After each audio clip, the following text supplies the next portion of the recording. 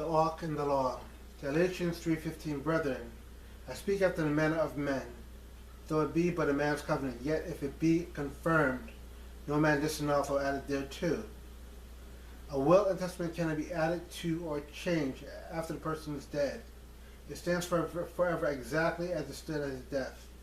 As of Christ's death, it will change whatever could be made in his plan to save the human race. Now we ask, how can Sunday keeping be a part of the new covenant? If the observance of Sunday was instituted after Christ died, how can it be a part of his last will and testament, the new covenant? If Sunday keeping had been begun on the day of Christ's resurrection, it would have been 3 days too late to get into the new covenant.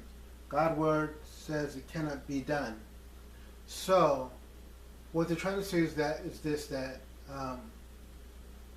how Sunday keeping now a part of the testament when he died, and with testament is given power at his death, and the Sunday thing came 3 days later after he resurrected, so it cannot be a part of the New Testament. Why? Because it was ratified. The new covenant was ratified at Christ's death. If it was Christ had to die again, which he doesn't have to do that, Sunday might have, but it cannot be, because there is no precedence for Sunday in Old or New Testament. If Christ wanted his resurrection to be commemorated by observance of Sunday, he would have made it clear and legal on the night of the Last Supper. He would have given his disciples detailed instruction for Sunday keeping. It would have become part of the new covenant along with the communion service. Christ did not institute any such sacredness for the first day of the week. So the first day of the week it's not a holy day, it's a common day of work. Why? Because that's how God put it. I didn't make it that way, but God made it that way. If you read the Ten Commandments, if you look over the kind of Genesis chapter 1 to chapter 2, shows every day what Christ was doing in the creation of humanity, and he rested on the seventh, and that has not have been changed in over 6,000 years. So Sunday keeping, that was a pagan thing that came in, to be honest with you. It was a blending of paganism and Christianity, how Sunday came about. Do your homework, read history. Exodus 31:13-18. Speak thou also unto the children of Israel, saying, Verily my Sabbaths ye shall keep, for it is a sign between me and you throughout your generations. Ye may know that I am the Lord that sanctify you. He gave unto you Moses, when he had made an end of communion with him upon the Mount Sinai, 2 tables of testimony, tables of stone written with the finger of God. Now, if Sunday keeping was a part of the new covenant, wouldn't God written it somewhere or made a declaration saying that Sunday is now the new day? Now, if you go back in history, how did Sunday come about? To skip a little ahead in history, it was Constantine, the emperor of Rome, who became a Christian, and he was trying to unify Rome with the Christians. So what he did was he marched his soldiers through the river, and he said, "Now you're baptized," and they painted a cross on their shield saying that now you're Christians. So he was trying to mingle both paganism and Christianity to make it work, and that's how Sunday came about. Do your history, do your research. Look in history book and see what Constantine did, and later on it came up. That's how Sunday came about, because he changed the day. Constantine changed the day, and later on the papacy changed the day too. So and they claim that, and they admit that too. So do your homework. Check in the history. Matter of fact, paganism didn't come into Christianity about 200 years after Christ. So look it up. Do your research.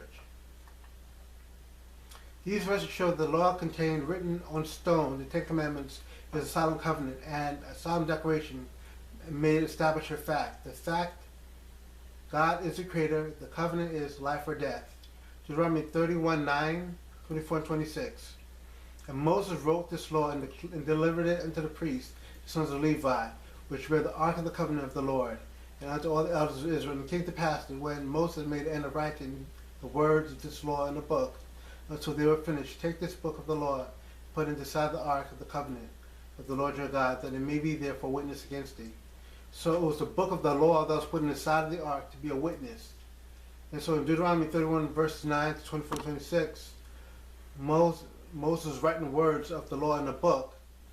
And when you look at the book of Deuteronomy chapter 5, it outlines once again the Ten Commandments from from Exodus chapter 20. So compare the two, Deuteronomy 5 and Exodus 20, see if there's any discrepancy. It's all the same thing. It's about the commandments of God. And so the book of the law, which was in the side of the ark, is the 5 books of Moses. Genesis, Exodus, Leviticus, Numbers, and Deuteronomy. That was the book of the law that was put inside the ark. But the law written with the finger of God, which is different, that was written with God's finger, was put in the heart of the ark, inside the ark. So you have inside the ark or the side of the ark. There is a distinction.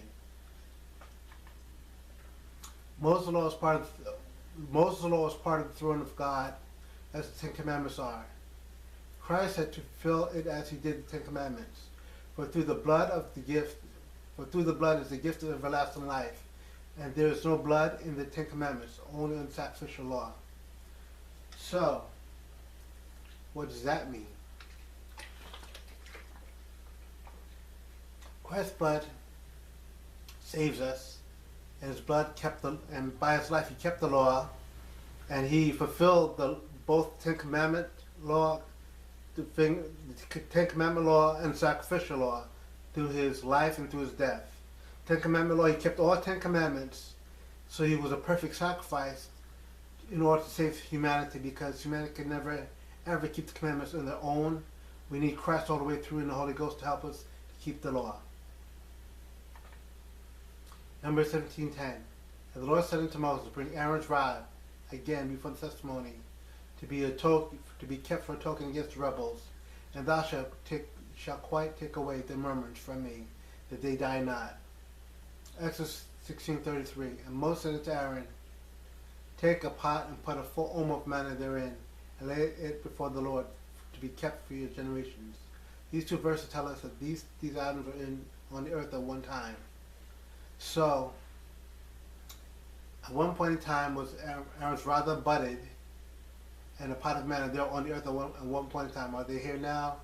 That I can't answer that right now.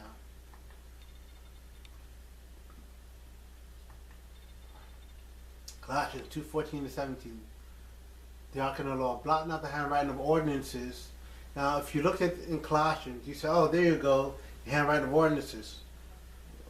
Give me a minute. Let me explain. It'll be plain.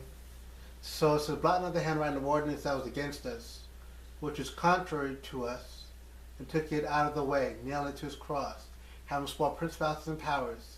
He made a show of them openly, triumphant over them in it.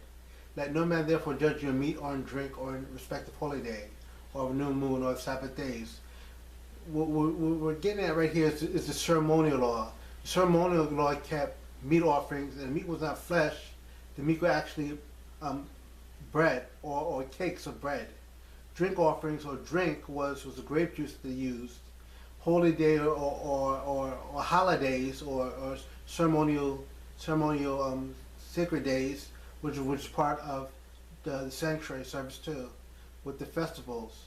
The new moons, they kept the new moons too, as to commemorate God's creation, or of the Sabbath days. Sabbath days were actually, when you use Sabbath days, it was actually ceremonial, those ceremonial Sabbaths that fell on the Sabbath too, which are shadow of things to come. So they haven't written the law. Deuteronomy verses 31, verse 24-26 was nailed to the cross. The handwritten law, not the one with the finger written. There's a distinction now.